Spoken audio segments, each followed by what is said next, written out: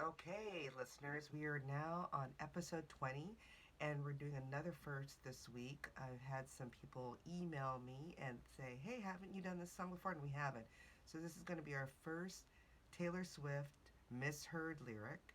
And the misheard lyric that everyone seems to hear, and I hear it all the time, is instead of saying, got a long list of ex lovers, they'll tell you I'm insane. It sounds like she's saying all the lonely Starbucks lovers. They'll tell you I'm insane.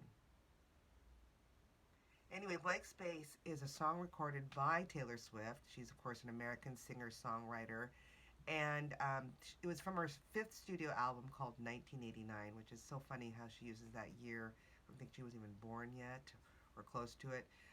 Anyway, it came out in 2014, so already 6 years ago.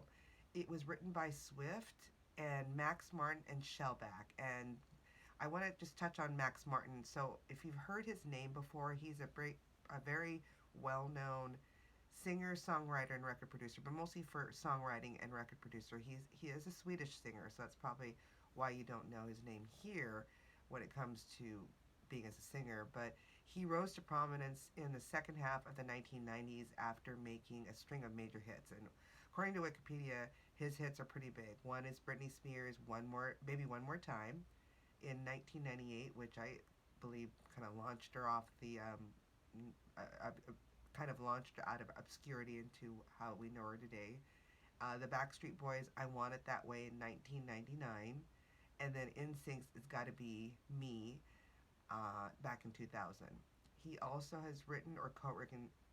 Martin has also written or co-written 22. Get this, 22 Billboard Hot 100 number one hits, the most of which he has also produced or co-produced, including 2008's Katy Perry's "I Kissed a Girl," which I believe also kind of launched out of obscurity, Maroon 5's "One More Night" 2012, of course Taylor Swift's "Blank Space" in 2014, and most recently, which was now 5 years ago, is The Weeknd's "Can't Feel My Face." And Max Martin is the songwriter with the third most number one singles on the chart, only behind Paul McCartney with 32 and John Lennon. In addition, he has the second most Hot 100 number one singles as a producer, 22, behind a gentleman by the name of George Martin, who has achieved 23 by the time of his death. So I just wanted to touch on who Max Martin is because for years I've heard his name, and it's always synonymous with people like the likes of Taylor Swift and Britney Spears, but I didn't realize the breadth of his artistry and his talents. So let's go back to Blank Space. So within 3 weeks, it reached number one on the U.S. Billboard Hot 100, following "Shake It Off," which was also another big hit. Swift became the first woman in the Hot 100's 56-year history to succeed herself at the top spot. And of course, a lot of critics loved the song. It's also been included in a lot of year-end critics lists.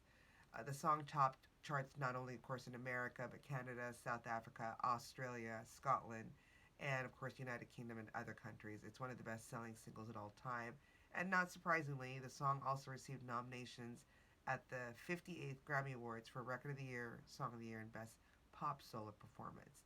So let's talk about what Swift has quote unquote said about the purpose of writing this song. And I know for me, when I first heard it, I loved, of course, the catchiness, of course, the misheard part of it. Like, did she really say Starbucks lovers?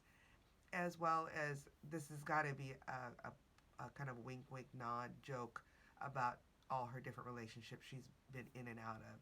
So this is what she says, quote unquote. Some of the things I write about on a song like Blank Space are satire. You take your creative license and create things that are larger than life. You could write things like, I get drunk on jealousy, but you'll come back each time you leave. Cause darling, I'm a nightmare dressed like a daydream. A great line out of the song. She says, of course, this is not my approach to relationships, but it is cool to write the narrative of a girl who's crazy, but seductive, but glamorous, but nuts, but manipulative.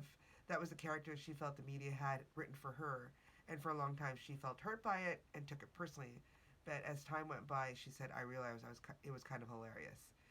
So what they say about Blank Space is exactly what she said. It pokes fun of her recent exposure in the media about her dating, and that she's an overly attached man eater who dates for songwriting material, which she has been said over and over, but which singer artist hasn't? I mean, that's what you do, right? You write about what you know.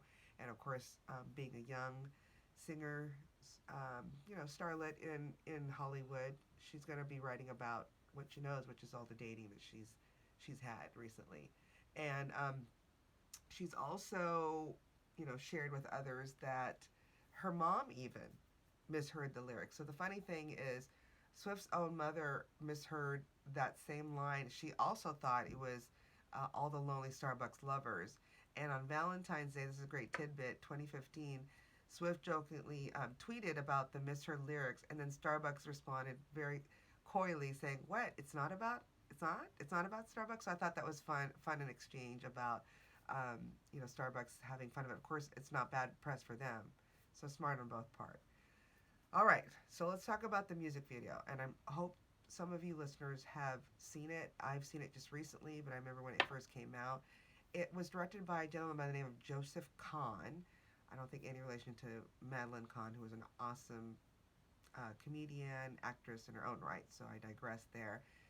Who said that Swift approached him with the idea for the treatment, saying she was all too aware of the jokes made about her and her ex boyfriends and how she likes to include them in her songwriting. So she told Kahn that she wanted to address the general thought of her in a clip in a fun way by playing a crazy villain, and she plays a crazy villain. But the music video is beautiful. So I guess it was shot over 3 days in September at two different Long Island locations. One a 12-hour day in day one, and then an 18-hour day in day two, and 10 hours for filming the American Express unstage app. And we'll go into that in a second because that's a very unique part of this video. Now, most of the scenes depicted Swift were filmed at this Chica Castle in Huntington, New York, which I didn't even realize existed. While some of the interior scenes were shot at the Woolworth Mansion, and this castle is gorgeous. After 2 days of filming, Swift, a second unit crew assisted, directed by a man named Harry Thong, yes, Thong, Thong, Thong, Thong, Thong, kept going, taking much of the photography that would be later used to construct the world written for the American Express unstage. So essentially, it was an app that they created in conjunction with this essential music video, so you can be more interactive. It was inspired by the 1970s movie A Clockwork Orange. Kahn, the director, said, which it does have that same feel. And why they say it's that feel, because there's a lot of symmetrical framing. That's what they call Kubrickian, from Stanley Kubrick, the director of Clockwork Orange, which is really funny way to approach a pop video, but they did it and it seems to work. And her love interest is played by, of course, gorgeous model Sean O'Pry, and then the second part of the video, his replacement is played by another gorgeous model named Andrea Denver. And the funny thing about this is the video was actually leaked early on November 10th, 2014. The director of the video, Khan, tweeted that, quote unquote, he tweeted about the accidental early release and that I'll link the video later when I think it's clear. And then he finds out that, oops, Yahoo released it earlier. So, I don't know if that was true or they're adding extra excitement to it. Either way, the video did pretty well in itself. Just the stats that I have pulled out, it was, I think, as of January 2020, so just this year, the video is one of 41 videos with over 2 billion, I'm saying it with a B, billion views on YouTube. And with over 2.5 billion views, it's the 23rd most viewed YouTube video of all time and has the 5th most views for a female artist after Swift's Shake It Off, Katy Perry's Roar, and Dark Horse, excuse me, and Adele's Hello. So pretty big. Again, as of January 2020, the video is one of 41 videos with over 2 billion views on YouTube, with over 2.5 billion views. It's the 23rd most viewed YouTube video of all times and has the 5th most views for a female artist after Swift's Shake It Off, Katy Perry's Roar, as well as Adele's Hello. And Swift was the first artist in history to have 2 videos exceeding 2 billion views. It has over 9.5 million likes on YouTube. And then on July 3rd, right before 4th of July, it became, in 2015, the 4th And at that time, the fastest music video to reach 1 billion views on Vivo. That's pretty impressive.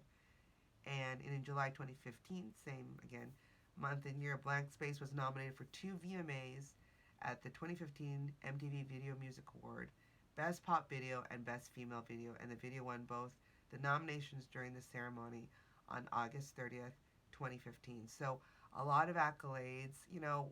What do they say? Make lemonade out of lemons. Her lemons were, people just dogging on her with all her relationships and going from one man to another. And then, she's like, well, I'm going to write a song about it. And look how well it's done. I have to add the funny side note is one of the men that she did date for a hot minute was the actor that played Loki in the Marvel comics. And it just makes me laugh because he is an actor that I never would have, first of all, English, Tom Huddleston, I believe, or Hiddleston.